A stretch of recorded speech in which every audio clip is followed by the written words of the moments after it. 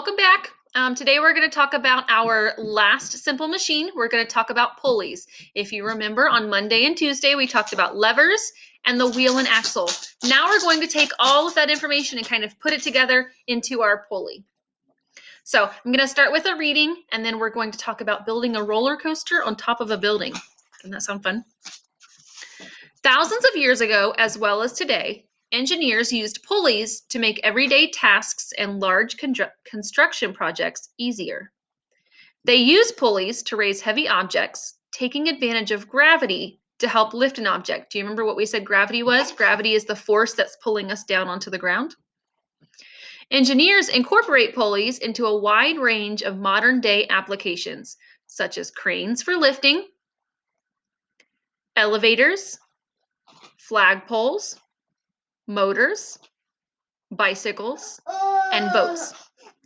To gain a mechanical advantage, using multiple pulleys in conjunction with motors and electronics, engineers create devices that operate with very little power for how much work they perform. Imagine that the whole class is on the roof of a tall building looking down at the street below. Our problem is that on the street below are the parts for a roller coaster that we want to install on the top of the building.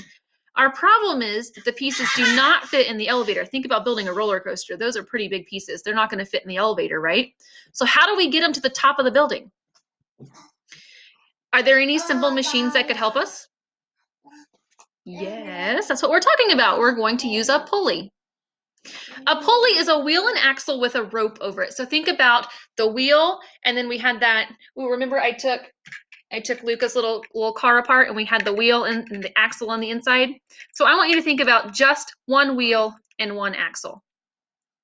And then a pulley is going to have a rope over that wheel. So there's going to be a little groove in there and a rope over it. And then we're going to use that to pull our roller coaster parts up onto the top of the building.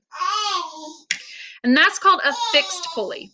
So a fixed pulley is a simple machine that uses a wheel with a groove in it and a rope that fits into the groove.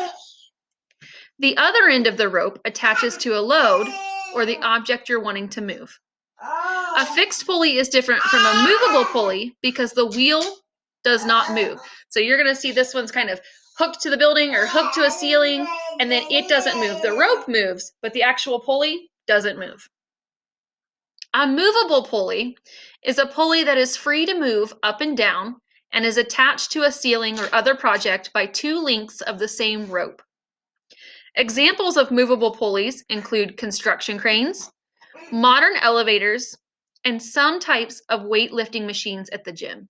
I'm going to be perfectly honest with you, I cannot think of any examples of movable pulleys by themselves. I think the only examples I can come up with is a movable pulley with a fixed pulley. So if you can come up with one, I will give you a huge hooray. So see what you can come up with. I have a picture to kind of help you. Let me get it on the screen here. This first one is a fixed pulley, and this is what I was talking about with it's going to be hooked to the ceiling or stuck at the top, and this wheel is not going to move. And this is a movable pulley. This is where the wheel is free to move around and the rope is kind of hooked, or it's going to be wound into the piece of rope somehow.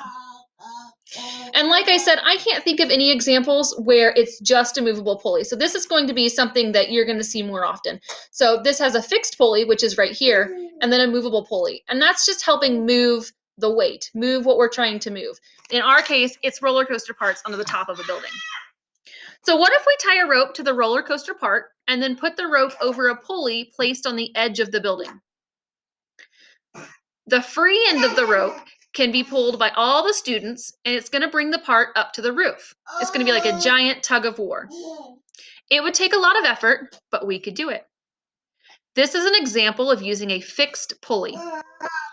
We could also create a mechanical advantage by using a fixed pulley and a movable pulley together as a pulley system.